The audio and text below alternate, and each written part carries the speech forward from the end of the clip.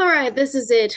The end of the timeline. Thank goodness this was like such a long series of videos, but mostly because the digestive system is huge. And I didn't go over everything, so you still have to study the stuff that I went over in lecture, like the anatomy stuff, okay?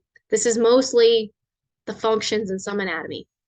So the large intestine is the last part of our tube system here. The large intestine is going to do peristalsis because it has to push everything forward, right?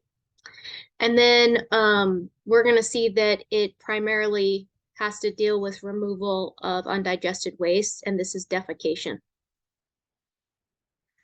One of the other things is it does do absorption, but it doesn't absorb nutrients. Here, the absorption is water.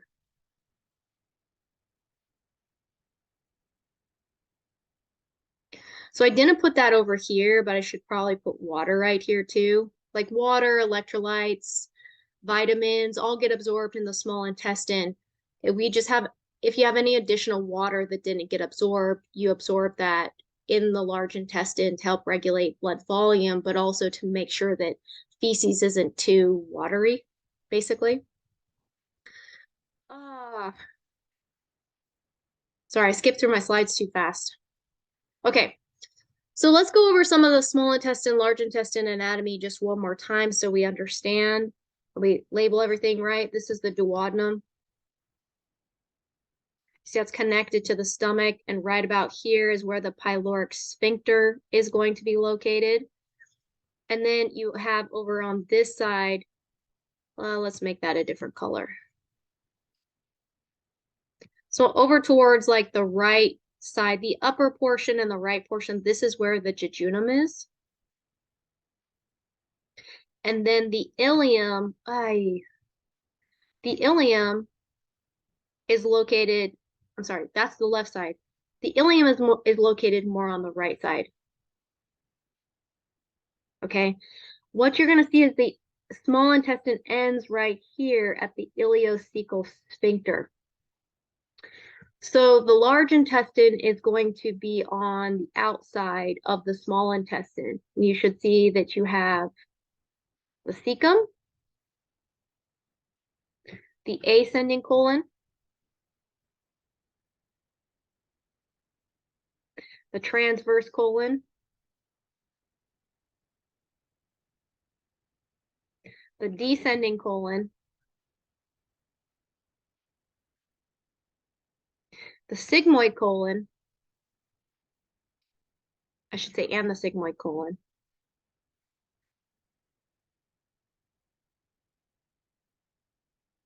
And then the end part here is the rectum. The rectum is part of the large intestine, but if you're really talking about the colon is divided into regional portions, okay? And of course, the opening, that's the anus. Whoop, right there. So essentially, the large intestine is from the ileocecal sphincter all the way to the external anal sphincter. And you should see how the small intestine is a smaller, more smooth tube, whereas the large intestine has all these bubbles in it. So like this bubble area right there, those are called the haustra. The haustra are because of this longitudinal strip of muscle called the tenae coli, something like that. Some terribly Latinized words, basically.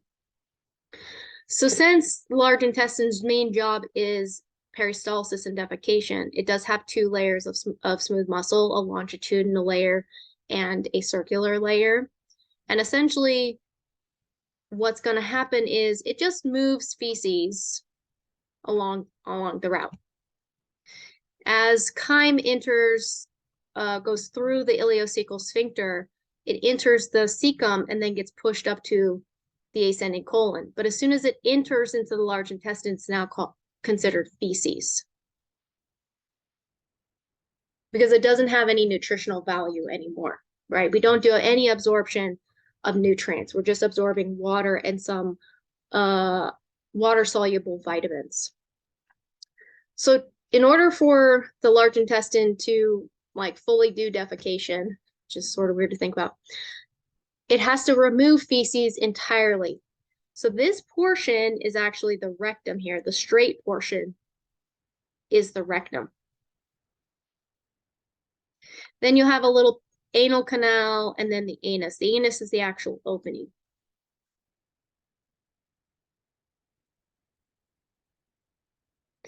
Since this is an opening to the body, it has to be protected.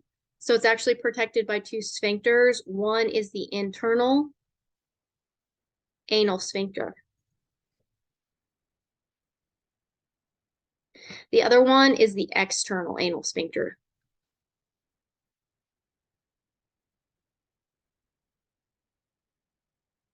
Okay, so this is how the whole like defecation reflex works essentially. As the rectum fills with feces right here, because the rectum temporarily stores feces, that stretch in the muscle is actually going to be sent here along sensory nerves to the spinal cord. And when it does, it's basically going to tell the internal anal sphincter to relax. And this relaxes the internal anal sphincter and opens it, okay? And then what you have to do is have the brain send a message down a nerve towards the external anal sphincter. This is the pudendal nerve.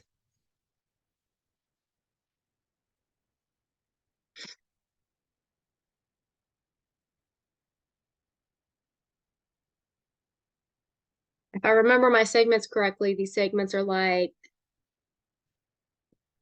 S2 and S3, S2, S3, S4, something like that, okay? So you want to understand what's happening is this nerve here, this is the sacral outflow.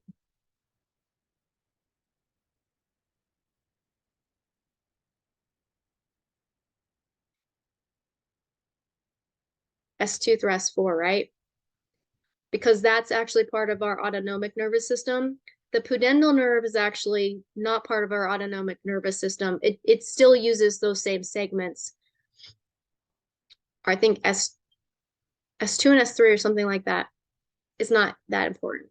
But this is under your control. So you have to think about it. You send the message, it relaxes the external anal sphincter, and then defecation can occur. It's kind of interesting to think about. That means when you're not thinking about pooping, your external anal sphincter is nice and tight. When you are thinking about pooping, then you have to actually relax that and it's open. Okay, so that's it. That's the end of the digestive system. Thank goodness that was a long set of videos. I hope all these things help you as you watch them. Look for more later and come to office hours if you still have questions about anything. Maybe something that I forgot to cover.